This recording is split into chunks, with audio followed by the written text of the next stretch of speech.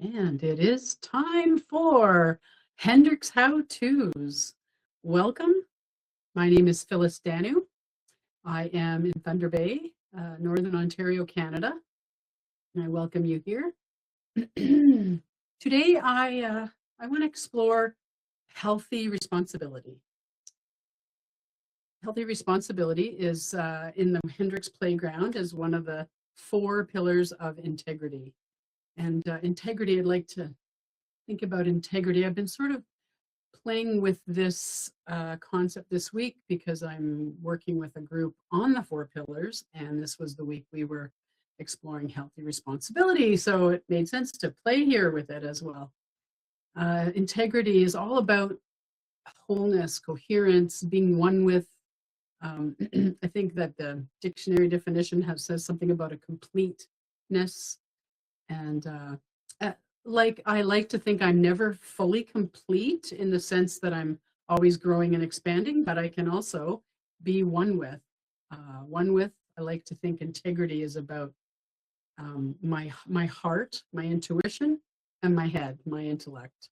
And that when they play together and inform each other, then I can be in the flow of my genius and creativity. And so what does healthy responsibility have to do with that? Well, when I think about that word responsibility, I just all of a sudden, there's this weight that I'm carrying, and I have to make sure that I'm keeping an eye on everything so that everything is proper and that it's all happening in the right time, in the right place. And so responsibility, I have to be out there fixing things and making things happen, and that's exhausting. When I was growing up and a teenager, I would, bouncing off my mother who said, "You show me more responsibility and you can have yada yada."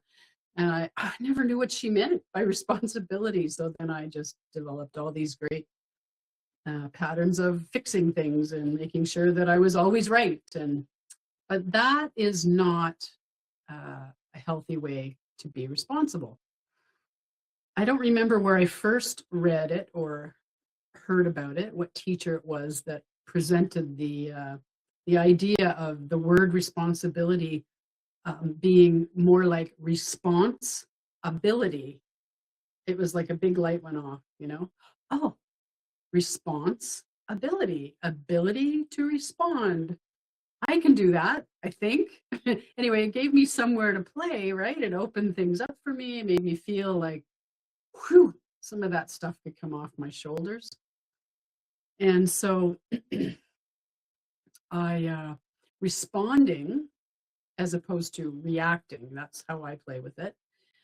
When something jars me or disturbs me or upsets me, I can react. I can get angry. I can like, hey, why did you do that? Why don't you fix that? You're wrong and I'm right. And blaming and criticizing and complaining. These are some of the reactions I have to something that's not going my way. And instead, responding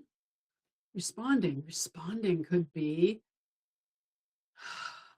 taking a breath, being with the situation for a few minutes or a moment before I jump in and try to fix everything or get angry. Taking a breath, get curious.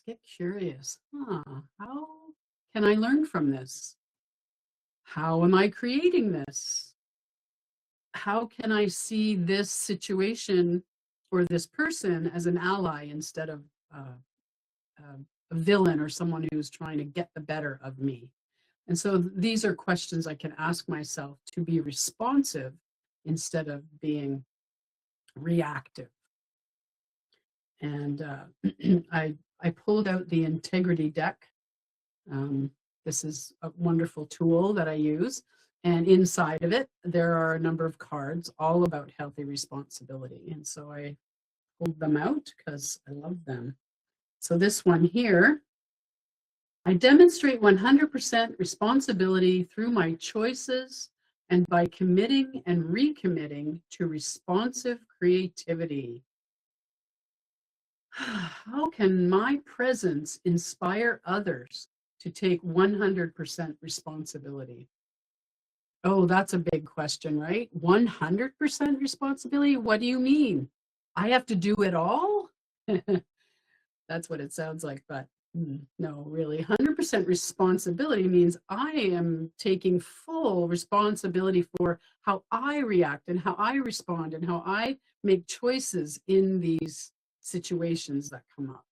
And I don't fix it for other people. I don't decide they're doing it wrong. I, take responsibility for how I am creating and offering and co-creating and bringing my genius or not into the situation.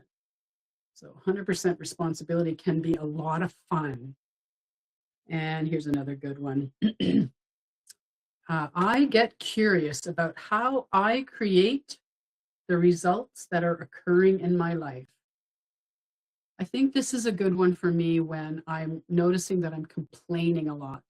I'm complaining like, this isn't right, or I don't like this, or they're doing it wrong, or I should be better, blah, blah, all of those complaining things that really, my head and heart are like in other rooms when it comes to complaining. Yeah. So, and the question on this card is, how can I notice what unintentional commitments or beliefs are driving the results I experience in my life? How can I notice? So looking at my complaints, looking at, doing some of the other practices that we have in our playground here, like blame eliminator, and look at what is driving this complaint. Why am I so angry about this? And, well, actually, why is not the greatest question, but, playing with these and kind of breathing in and letting my heart tell me what she knows. She knows the answers, really. And then using the heart intellect connection to allow creativity to flow and to open up potential and possibility. Instead of complaining, I can ask for solutions.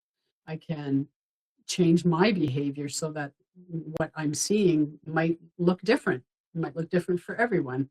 And so this is me playing with healthy responsibility this week. And I'm very grateful that you came to join us. Oh, we've got one other person who joined us now. How about that? Tracy Mackey. Thank you, Tracy. So thanks for being here. I hope you enjoyed this. And we're going to leave you until next Hendricks How Tuesday.